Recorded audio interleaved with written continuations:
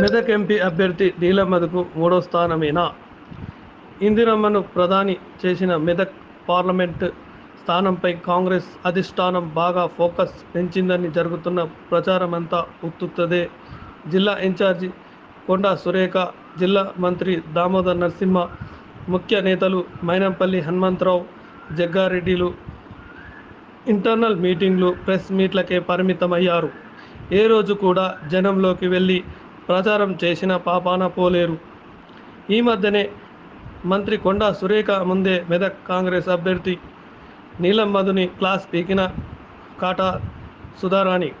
నీలమ్మధుకి common sense లేదు, అవకాశవాది, చెంప పగలగొట్టాలని ఉంది అంటూ మంత్రి ముందు ఆవేదనకు గురైన బాధపడ్డ కాంగ్రెస్ పార్టీ ఇన్ఛార్జి కాటా శ్రీనివాస్ సతీమణి కాటా సుధారాణి.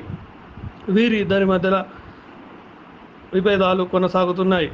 కానీ ప్రచారంలో దూసుకుపోతున్న బీఆర్ఎస్, బీజేపీలు మాత్రం కాంగ్రెస్ పార్టీని కడిగి పారేస్తున్నాయి. సీఎం రేవంత్ రెడ్డిని లక్ష్యంగా తీసుకొని విమర్శలు చేస్తున్నాయి. బీఆర్ఎస్, బీజేపీ అభ్యర్థులు ఒకరిపై ఒకరు దుమ్మెత్తి పోసుకుంటున్నారు.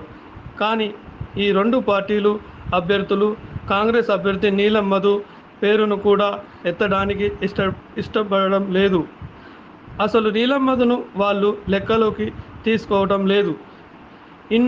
అన్నిటా వెనుకబడి ఉన్న కాంగ్రెస్ పార్టీ ఇప్పటికీ మూడో స్థానంలో ఉందన్న వాదనలు కనిపిస్తున్నాయి. పార్లమెంటు నియోజకవర్గంలోని మెజారిటీకి అసెంబ్లీ సెగ్మెంట్లో ఎక్కడా కూడా నీలమ్మధు తరపున ఎవరు ప్రచారం చేయడం లేదు.